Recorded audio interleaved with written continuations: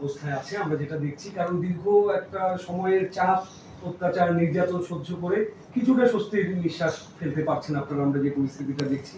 এবং সবকিছু মিলে গণ অভ্যুত্থানের পরে সরকারের পতন, নতুন করে সরকার গঠন, এই অবস্থাতেও দাঁড়িয়ে আমরা দেখছি যে সমসাময়িক পরিস্থিতিতে কিছু ঘটনা ঘটছে। আমরা যেটা দেখছি যে নির্বাচন নিয়ে একটা বড় ইস্যু তৈরি হয়েছে। নির্বাচন নিয়ে বামপন্থীদের সাথে আপনারা বৈঠক করছেন, কথাবার্তা বলছেন, এবং সেই ক্ষেত্রে বামপন্থীদের কাছ থেকে আসলে কিরকম সাড়া পাচ্ছেন, বা যুগপৎভাবে একসাথে কাজ করার কোনো পরিকল্পনা আছে কিনা তাদের সাথে? এটা খুবই আশার দিক যে শুধু বামপন্থীরাই নয়, জামায়াতে ইসলামী বাংলাদেশ এবং আপনার অন্যান্য সমস্ত রাজনৈতিক দল যারা বিএনপির সঙ্গে দীর্ঘ 15 বছর ফেস্টিভাল বিরোধী লড়াই আন্দোলনের সংগ্রামে ছিল, তারা সবাই কিন্তু দ্রুত নির্বাচন চায়। এর মধ্যে জামায়াত ইসলাম অলরেডি জানিয়ে দিয়েছে যে আগামী রমজানের আগে, তার মানে ফেব্রুয়ারিতে তারা নির্বাচন চায়।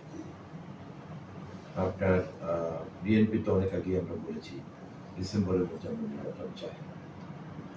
তারপরে বামপন্থীরা একই কথা বলেছে, যত দ্রুত সম্ভব। কোনো কোনো দল ডিসেম্বরের মধ্যে নির্বাচন চেয়েছে।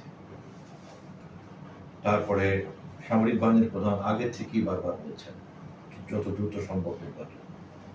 এমনকি প্রধান উপদেষ্টার সঙ্গে বিএনপির সর্বশেষ যে আনুষ্ঠানিক বৈঠক হয়েছে, সেখানেও মহাসচিব টেলিভিশনে জাতিকে জানিয়েছেন যে তিনি সর্বোচ্চ জুন পর্যন্ত সময় চেয়েছেন, তার মধ্যে যত দ্রুত সম্ভব তিনি নির্বাচন করতে চান।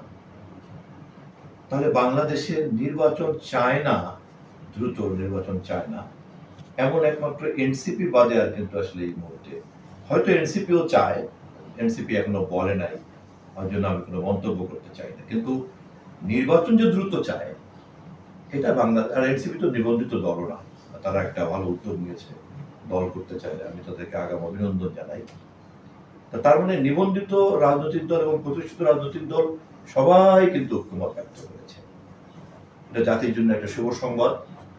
এবং এই ঐক্যমত আপনার জুলাই বিপ্লবের চেতনা এবং ফ্যাসিবাদ বিরোধী আন্দোলনের গত 20 বছর যে রক্ত, লাশ, যে আত্মত্যাগ হয়েছে, তার সঙ্গে সঙ্গতি পড়ার, এই জন্যই দেশের রাজনৈতিক প্রক্রিয়ার মূল স্রোত আজকে নির্বাচনের পক্ষে। বিএনপি প্রধান দল হিসাবে একই সঙ্গে কথা বলেছেন যে এই নির্বাচন যাতে অবাধ হয়, তার জন্য যে জরুরি সংস্কার, সেটা খুব দ্রুত করা উচিত। এবং সেই সংস্কারগুলি করার জন্য এত সময় নেওয়ার কথা না, বরঞ্চ সরকারের প্রতি একটা অনুযোগ যে অবাধ নির্বাচন করার জন্য যে জরুরি সংস্কারগুলি, তা করতে কেন এত দেরি হচ্ছে।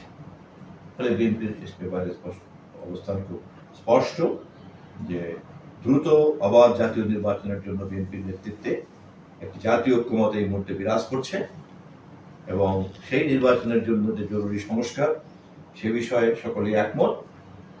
এবং তৃতীয়ত হচ্ছে সেই সংস্কার সরকার দ্রুত ঘোষণা করবে বলে বিএনপি সহ সবাই প্রত্যাশা করে।